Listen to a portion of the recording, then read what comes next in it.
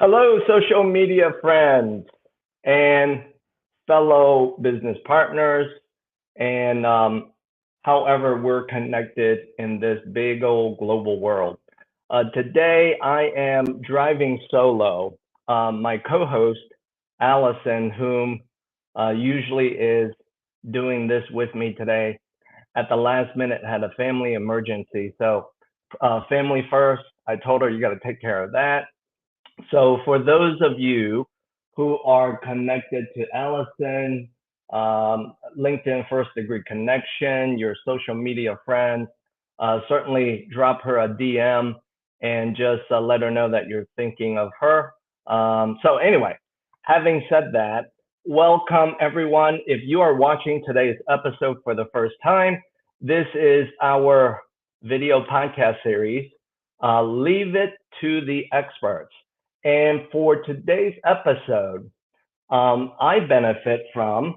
all benefit from having one of our very interesting guests come back and share his time with us again. So, all of that being said, I'm going to invite him into the studio and let's get started. Hey, Bill. Hey there, how are you? Good. Thanks for having me. You're very welcome. Thanks for coming back. I always enjoy our conversations together because I always learn something from you. And actually, I learn a lot of things from you, even though I'm not an attorney. But I learn a lot of things from you because of all of that wonderful information you share through social media, right? I appreciate it. Yeah. Glad you like it. Feeling mutual. Yes, yes. So let's lead into our conversation today, Jonathan, with my asking you this question. Why do you promote yourself as the modern family lawyer? Well, that's a good question. And I do promote myself as that on LinkedIn and elsewhere. But I think it's really because of just an approach that I take to the practice of law, both as an attorney associating with my clients and also as a boss and leader of a firm with regard to my employees. I think most people, when they think of attorneys, they think of someone in, gray-haired person in a old suit and, never a smile on their face and, don't have that interaction that, friends would have. And of course, I'm retained and hired to do a job for my clients, and it's all business at the end of the day. But I like to take a more human to human approach to make people, especially going through difficult family law situations, feel more comfortable and at ease by talking to me, not just as an attorney, but also as a friend almost, or another person that, they're confiding in. Of course, again, I have a job to do as their lawyer and to get them results.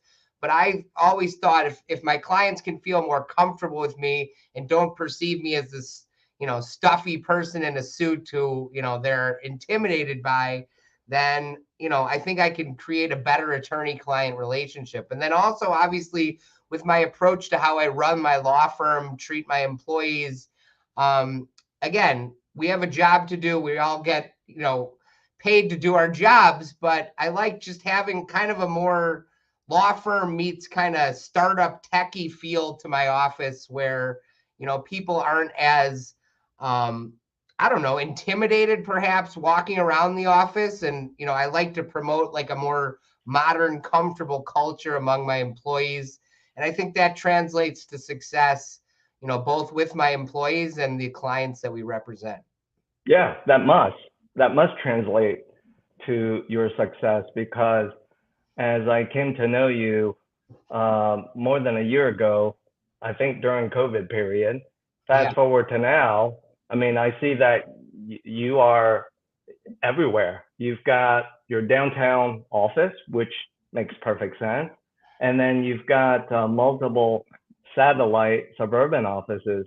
My suspicion is you're doing that because you have to be where your clients need you.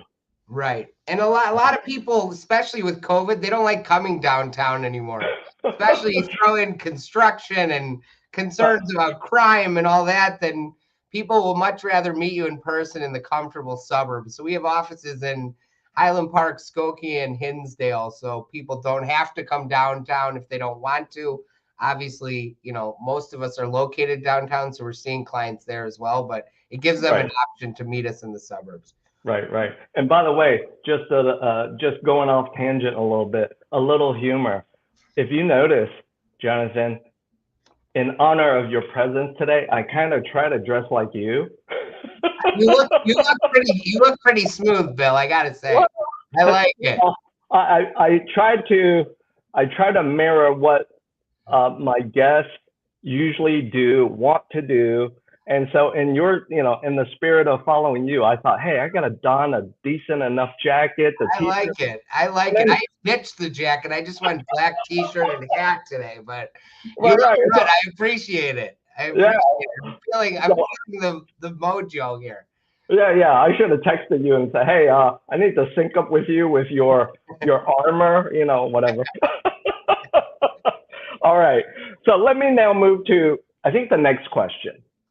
I know, given your success, you are growing your practice. You're growing your practice. And just like you touched upon, you're trying to build a culture of your team to be able to support and help more of your clients. So talk to me about this. Imagine this, if you will. It's going to be a hard imagination. Okay. Imagine this, if you will. I'm a new associate. Okay. Somehow we met. Yeah. Somehow we met, and we like each other enough. Right. All right. So talk to me about this, which I know is important for you. As a new associate knocking on your door, Mr. Merel, I want to be a part of the Merel family law firm. What can I expect from you as a leader? Well, what you can expect from me first and foremost is you will not have a bigger cheerleader than me. I am the biggest advocate for anyone who roots for me, and I will make sure that I give everyone who works for me, especially my attorneys and associates, all the tools that they need to succeed. And, that means financial support, personal support, emotional support, teaching them the lessons that they need to learn as a young attorney, putting them, in touch with the older attorneys in my firm, giving them the right mentors, showing them how to do things the right way, and really giving them the building blocks for the rest of their career. But there will be nobody rooting for them harder. I mean, we will, of course, give constructive criticism when it's needed, but we are behind all of our attorneys 100%, and we'll be rooting for them since day one. Wonderful. And there you have it, right? I said, it's going to be a hard imagination, but imagine if I'm a new associate. And so for all of you who are watching this today through your social media platforms, if you happen to be an up-and-coming rising star, want to grow your clients with providing your family law expertise, you just heard it from the man, the modern family attorney, as to what he can contribute to your success, and of course, what you should expect in return. Now, in this spirit, Jonathan, have you ever been asked, or have you provided this to your sphere of influence, your team members? It's what they call the DISC profile assessment. It's whereby answering a random set of questions, and sometimes the questions are really the same, but it's just asked in a different way. It's to kind of gauge, what is your emotional intelligence in these 4 areas, DISC. Have you ever done that? I'm curious. No, I haven't, and I heard about it. And you asked me about it, but I've never done it, but it sounds super intriguing, and I would love to do it personally and for my employees, just to kind of see the data you would get. I mean, I'm sure there's certainly value behind the data you get, and I'm definitely going to explore it now that you've told me about it. All right, you should. And the reason why I'm bringing this up is I've taken that assessment several times, and so consistency is king, right?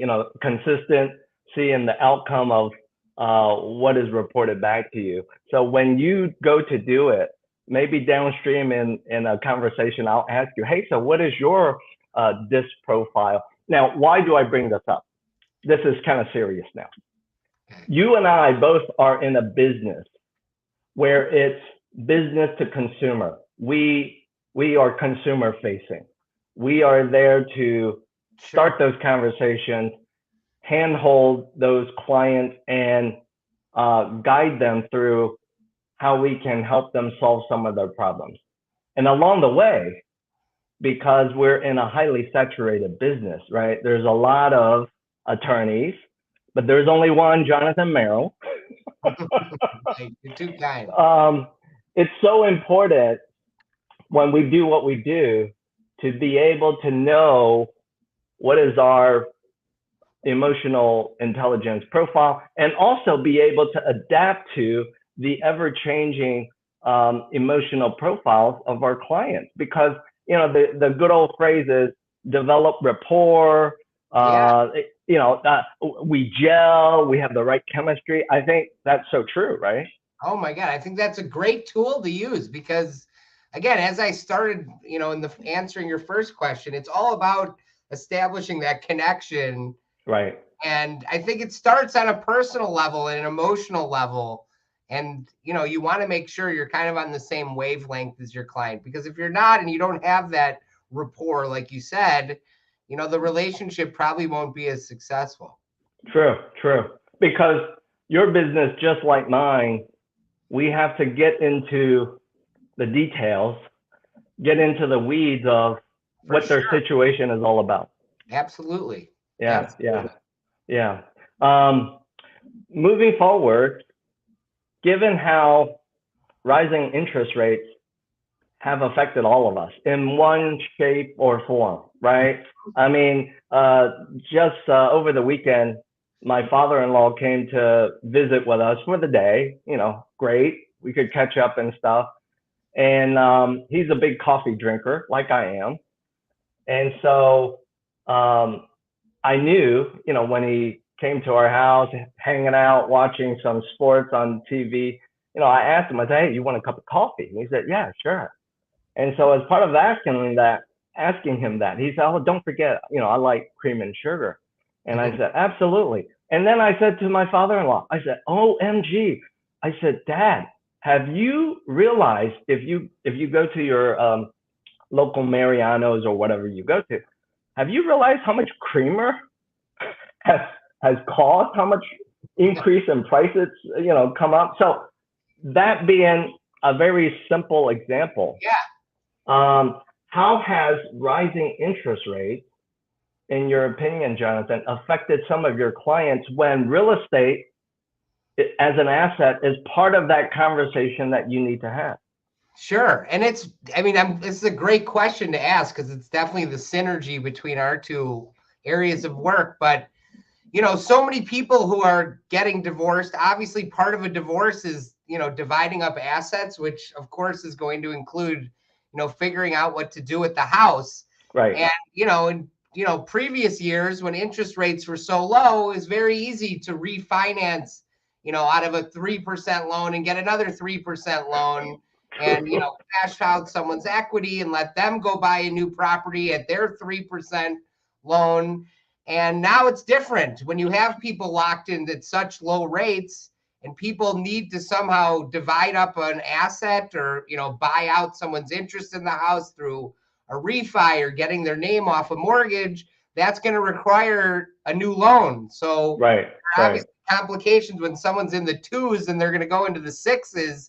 That's a difference of a lot of money on each month. And that's the difference between potentially being able to afford a house or not being able to afford the house. And then you always run into the problem too. If you sell and, distribute the proceeds, then, you got two people who are buying a new home with higher interest rates. But at the same time, I'm sure you tell this to your clients, look, you marry the house, you date the rate, as you guys. So if you obviously need a house.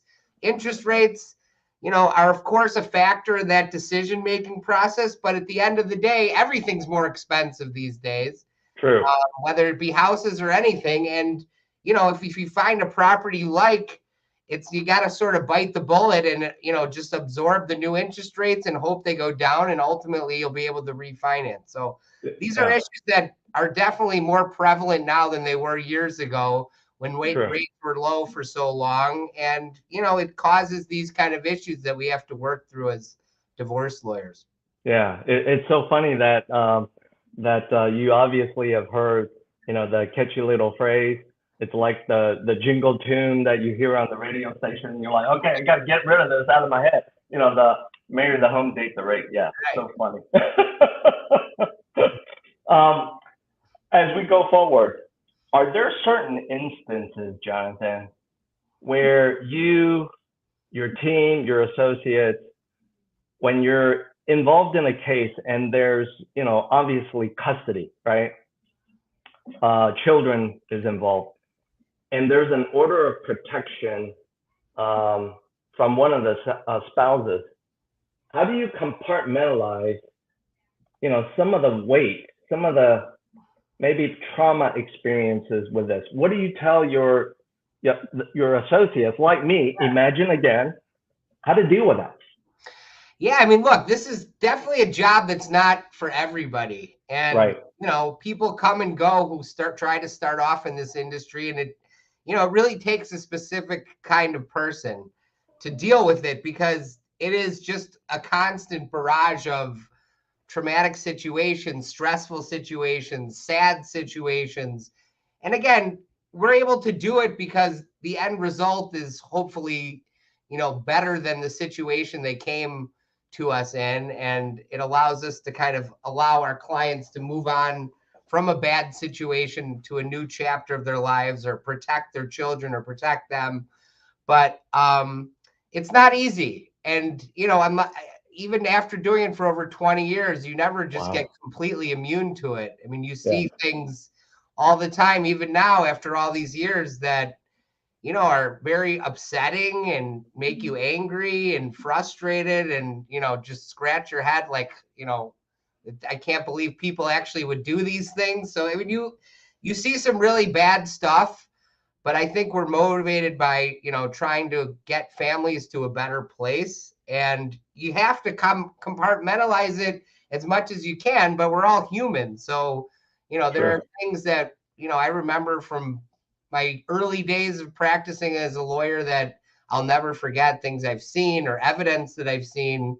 And, you know, those things still come up today. So it never gets old, and it's never just going to be something you could brush off, but it's just part of the profession. Yeah. What do you do? What hobby do you maybe focus on as part of de-stressing? I'm curious to get your feedback to that question. Well, I mean, I like playing golf, even though that could be more stressful than work sometimes if you're not playing. For me, it is, Jonathan. Okay. But yeah, I like if I could golf time to time, that's something I like to do. Of course, travel. So yeah, I mean, you have to get away to just keep your sanity. Just like any job, you need to decompress and get away from work sometimes. So you could take a deep breath, let some stress out, and, you know, regroup and be ready to come back right at it. So right on. Well said as a leader. You know, we gotta work hard, play hard. And ladies and gentlemen, for all of you watching, by the way, I came upon this from one of Jonathan's social feeds, and I found this to be an ingenious idea. Jonathan, here's what I'm about to say. What is it? On your website, from one of your social posts, you shared this quick, easy to use tool to calculate, you know, rough estimate, what would be like maintenance income, child support, right? I'm like, that is ingenious. Yeah, it's used as just to kind of give a guide. I mean, you can't, it's not set in stone, but, you know, people often call and ask, like, oh, what's my support going to be? This is my income. This is what I think their income is. Right. And it just gives people a guide. I mean, we tell them not to rely on it. Obviously, you want to consult with the lawyer, but it gives people some like initial answers to perhaps have some sort of idea of where things at. Because most people, when they come and start talking to us, they don't know how the law works or how support's calculated. So this just kind of gives them, an initial answer. And we obviously say, look, don't rely on this completely. There are different factors, Sure. but they like it just for some sort of peace of mind as they start the process. Yeah, it's kind of like or similar to on my side of the business, where really the most important first or second question that our clients want us to help them answer is, what is my maximum purchasing power, and Right. how much can I borrow? Same concept. Right. Exactly. Yeah. What's my payment going to be and all that? Exactly. Right on, right on. So as we wrap up today, for all of you watching, as I mentioned, today I'm driving solo without my co-host Alison Aviles. Should you, as part of your interest watching our episodes of Leave It to the Expert, should you be interested in guesting in an upcoming episode, reach out to us. We love to start a conversation with you to hear your unique story and to see if we can, of course, put a spotlight on your business, just like we have today with attorney Jonathan Merel. All you have to do is simply scan the QR codes. So Jonathan, as we wrap up today, it looks like your afternoon, the way you're dressed, you're about to maybe go out and swing some golf balls, maybe? I wish. No, I've got meetings, but nothing in person. So they're mostly on the phone from here on out. So I can be casual today, but as much as I can be casual, I will. But obviously, if I'm meeting clients or court or something, different story. But It's great to be casual, to see you looking spiffy as usual, and I appreciate you having me. Thank you for sharing your time with us, and thank you for sharing your perspective on family law, your perspective as a leader growing your law firm and practice, and some of the nuances of the reality of family law and the life events that can be a challenge for some of us. So thank you everyone for watching today, and Jonathan, until we see each other again very soon. Yeah, thanks, Bill. It was great to be here again. Likewise. Take care.